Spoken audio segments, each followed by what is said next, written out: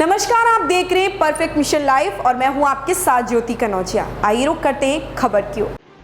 खबर जनपद चंदौली से है, जहां मुगल सराय चकिया मार्ग पर स्थित आयुष हेल्थ केयर हॉस्पिटल का 15वीं वर्षगांठ मनाया गया। वर्षगांठ पर आईसीयू वार्ड डायलिसिस सेंटर का शुभारंभ नगर विधायक रमेश जायसवाल ने किया। इस दौरान क्षेत्र के प्रतिष्ठित समाजसेवी, चिकित्सक, अन्य सम्मानित गणमान्य लोग मौजूद रहे। इस दौरान डॉक्टर ए.के. सिंह ने आए सभी लोगों का स्मृति चिन्ह फूल माला से स्वागत किया। Doctor A K. सिंह ने कहा कि हमारा हॉस्पिटल 15 वर्षों से चला आ रहा है। डायलिसिस सेंटर के इलाज करवाने के लिए मरीज वाराणसी जाया करते थे। इन सभी समस्याओं को देखते हुए आयुष हेल्थ केयर सेंटर ने अलीनगर स्थित आलू मिल के समीप डायलिसिस सेंटर का शुभारंभ किया है, जिससे मरीजों को अच्छी व्यवस्था मिले और मरीजों का इलाज संभवतः आयुष हेल्थ केयर में ही हो जाए। हमें इलाज करने के डरना नहीं है, बल्कि डर को निकाल कर मरीजों को इलाज करना पहली प्राथमिकता है। डॉक्टर भगवान का दूसरा स्वरूप होता है। मरीज इलाज करवाने के लिए डॉक्टर को भगवान समझ लेते हैं, इसलिए इलाज व ऑपरेशन करते समय सावधानी रखें। चंदौली से शाकिर अंसारी की रिपोर्ट। मैं doctor A K. Singh, director Ayush health care, Pandit Deendayal Upadhyay Nagar. Sir, आज क्या प्रोग्राम था? आज आयुष हेल्थ केयर अपनी 15वीं वर्षगांठ मनाने जा रहा है और मनाया है धूमधाम से। इस 15वीं वर्षगांठ का उद्देश्य था कि जो आयुष हेल्थ केयर लगातार इमरजेंसी क्रिटिकल केयर की सेवाएं पंडित दीनदयाल उपाध्याय नगर में दे रहा था, और आज उसमें एक एडवांस आईसीयू और डायलिसिस सेंटर का यूनिट स्थापित किया गया है, जिसकी मुख्य अतिथि हमारे लोकप्रिय विधायक माननीय रमेश जायसवाल जी ने उसका उद्घाटन किया। जनपद चंदौली में देखा जाए तो आपका आयुष हेल्थ केयर में पहली बार ये अब व्यवस्था यदि आपके हॉस्पिटल में हुआ है या और भी हॉस्पिटल में ये है?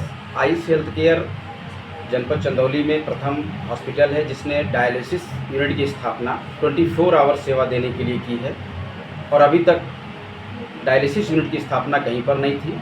ज़्यादातर लोग इमरजेंसी पड़ने पर डायलिसिस के लिए बनारस रेफ़र कर दिए जाते थे। इस वजह से सबसे बड़ी समस्या आती थी कि अगर इमरजेंसी क्रिटिकल केयर की सेवाएं मिल रही हैं तो वो पेशेंट बहुत ही सीरियस है, और उस सीरियस कंडीशन में उसको बनारस ले जाना बड़ा ही दुर्लभ था। इस वजह से हमने ये निश्चित किया कि एक डायलिसिस यूनिट यहाँ पर होना चाहिए, जिससे गंभीर बीमारी को हम लोग त्वरित तरीके से उसको कंट्रोल में कर सकें। 15 साल से लगभग आपके हॉस्पिटल में इलाज चल रहे हैं, तो आगे भी सोचा है कुछ बढ़ाने के लिए कि क्या हमारे हॉस्पिटल में व्यवस्था अच्छी हो सकती है? हमने सतत प्रयास किया है। हमने शुरुआत जब की थी तो सामान्य इलाज होते थे, जिसमें गंभीर रोगियों को हम लोग नहीं ले पाते थे। कारण ये था कि बहुत अच्छी सेटअप नहीं रहता था, संसाधन नहीं रहते थे। उसकी वजह से पेशेंट को इमरजेंसी पड़ने पर हम लोगों को रेफ़र करना पड़ता था। जैसे कि देखा जाए कि अगर डिफ़िकल्ट अगर केस है तो आप उसमें उस समय मरीज को लेते हैं या डिस्चार्ज में बाहर करते हैं? बिल्कुल गंभीर पेशेंट, अगर किसी को हार्ट अटैक भी आया, अभी हमने 4 दिन पहले ही एक गंभीर हार्ट अटैक हुआ था।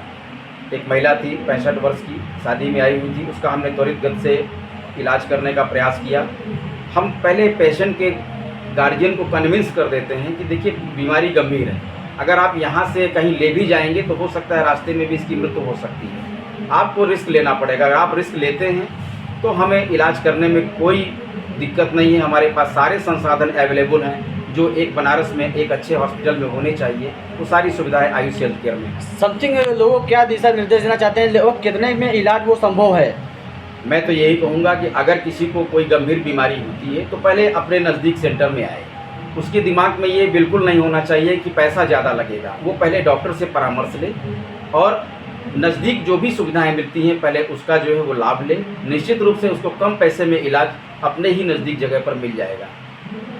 इस खबर में बस इतना ही। बने रहें परफेक्ट मिशन लाइव के साथ।